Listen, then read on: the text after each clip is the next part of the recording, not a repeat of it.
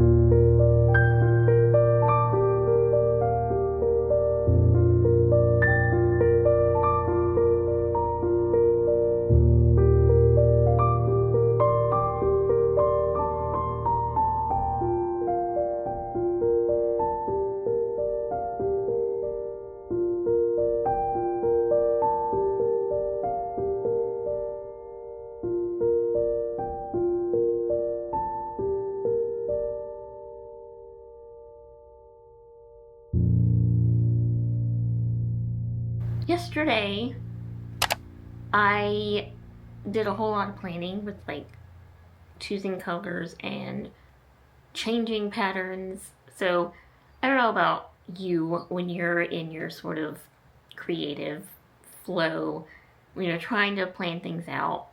I tend to be very chaotic. I kind of have a vague idea of what I want something to look like, but may not necessarily know exactly the color or the way I want to do it. And so I just have all this stuff just bouncing all around chaotically in my head, and I just have to sit with it for a few hours looking at samples and examples and just playing around, and then somehow it magically just works itself out. So that's what I did all day yesterday, but I did finalize some things. So for the new pattern, so the regular bookmarks that I'm going to be making, so not the reading trackers, but just the traditional bookmark, I came up with this pattern. So I know this looks really big, but that's just the extra cut lines for me. They're going to be the regular like 2x6. But it's like a little magical fern leaf, and this is 2 of them, so I can do 2 at one time. But that's the pattern I came up with. I couldn't decide which color palette I wanted to do for this one specifically, so I do have 2 color palettes for that one.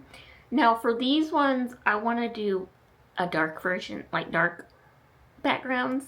The last bookmarks I made were white backgrounds, so since these are going to be released closer to fall, I kind of wanted a more moody, fall-like magic, I guess. So instead of white, I'm going to go with really dark charcoal gray. It's darker than what it looks on the camera. Like, it's pretty dark, like almost black, but still definitely gray. So I'm going to be doing it on this dark background. And I think I mentioned that I'm going to be binding them a little bit different than I did the other ones. So I actually am going to be using felt this time, but just for the back. So I definitely don't ever want to use like 2 pieces of felt to make these bookmarks. Like to stitch on a felt and then have a felt background or back, because felt can be pretty thick and I don't really like it when your book has a big thick bookmark in it. It kind of makes the pages fold and bend weird. I'm going to be using that for the back and then stitching on the cotton for the front and just, you know, attaching them together. So that's sort of my vague plan. We'll see how well that works out. And then for the reading tracker bookmarks, I originally had already planned out the front design that I was going to stitch. But the more I thought about it, the more I didn't really like what I had come up with. I kind of just redid the whole thing yesterday as well. So I made that whole new pattern and picked out the colors. So I'm going to be doing just sort of like a weaving, I guess. No, it's called the trellis stitch, but I had to print out the different steps because I would get really confused. So let me just show you. So this is going to be the pattern that I used to draw on the fabric, like transfer it, which probably means nothing to you, but those little dots tell me where to stitch. But the end result will be the bottom one here. So it'll be, where's the, yeah, something like that, where it's kind of just an all over design with a border around it, which I like a whole lot more. So it's still really simple and it won't take too long to stitch, but it kind of looks like a quilt almost. But all those lines are just laid thread, and then the little stars hold down the thread at the intersections. So, and then there'll be the back stitch border all the way around. To help myself not get confused, I drew out each step for the pattern of the lines of the trellis so that I wouldn't get confused and I would know which dot of the pattern to place my needles at. So we have I can't see the camera, but hopefully that's the first one. So the square grid, and then the first half of the diagonal grid, and then the second half of the diagonal grid. That way I don't get confused laying down my threads, because I've never actually done this stitch before, but I think this will help. So I think I'm gonna love it, and I think it's gonna be much better than what I had originally planned. Of course, the colors I picked I didn't have, or at least I didn't have all of them. So I'm gonna have to buy them, and I did just place an order at Joann. So since I can't start working on the new ones, I'm going to work on Air. So I'm gonna start stitching on this guy today while I start a new book. So, which, can we do just a quick little book chat? It'll be really short, I promise. Also, are y'all okay with me doing book chats in these studio vlogs? Or, because I kind of stopped doing reading vlogs, at least recently. Hopefully y'all are okay with me doing book chats every now and then in studio vlogs. They may not necessarily go together for you, but I'm almost never not listening to an audiobook while I stitch. So they go hand in hand for me.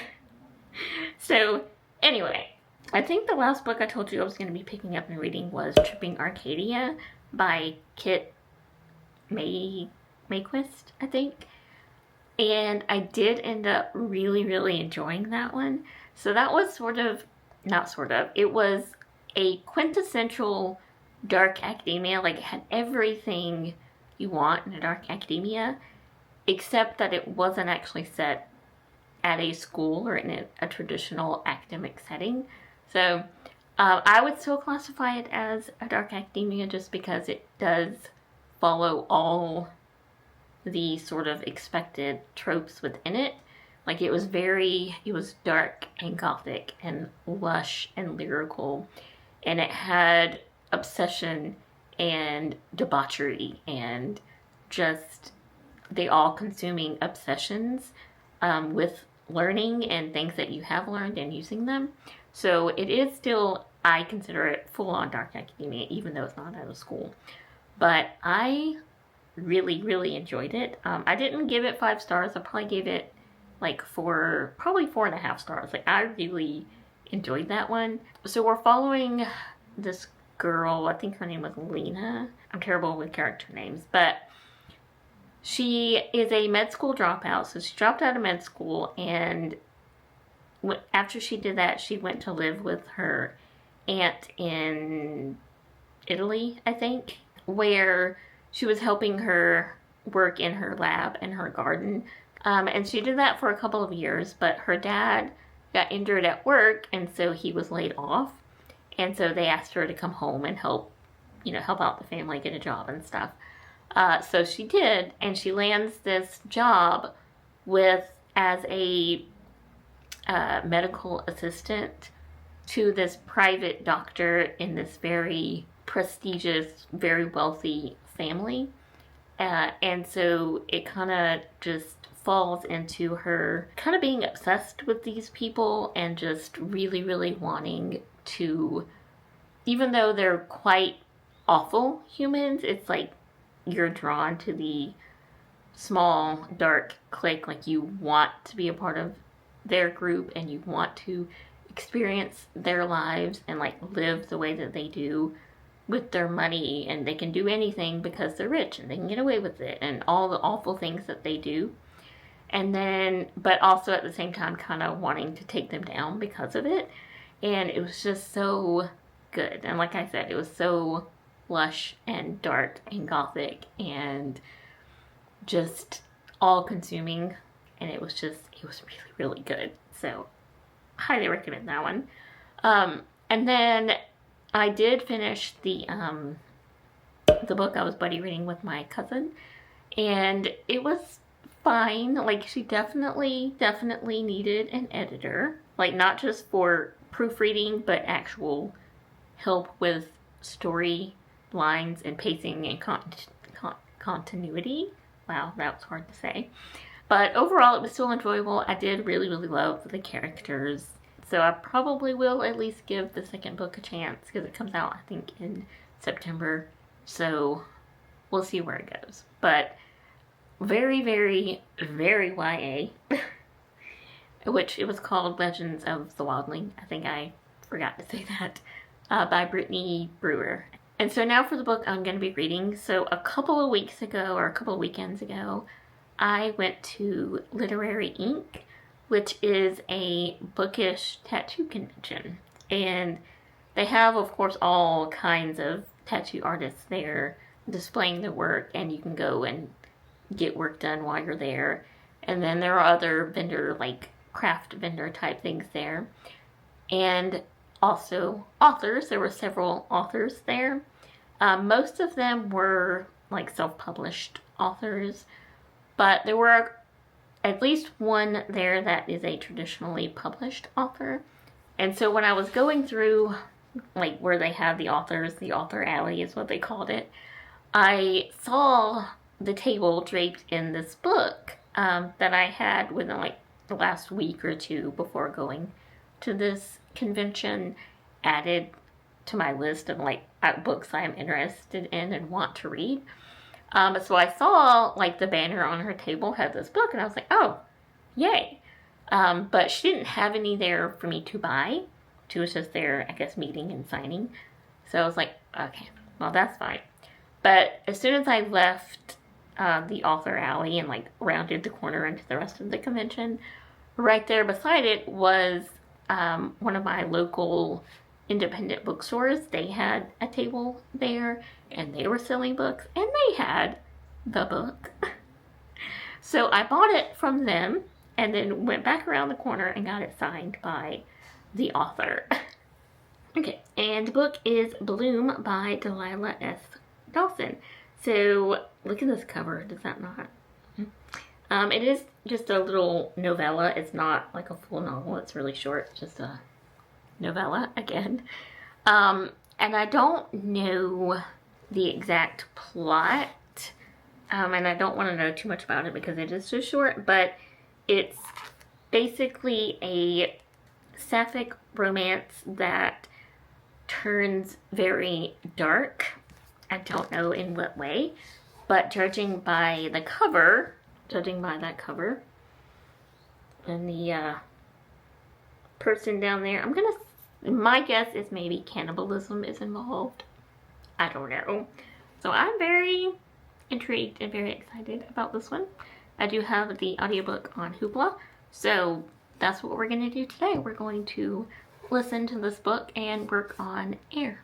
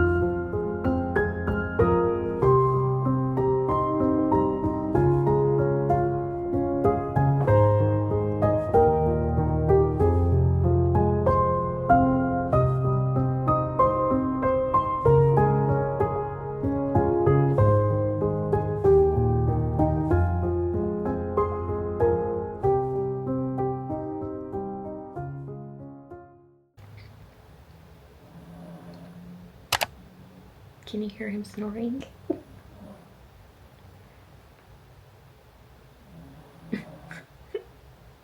Alright. So over the weekend I actually went home for a surprise birthday party, which was a whole lot of fun. And I've made pretty good progress on the clouds. I'm not done with them yet, but making some progress, which is good.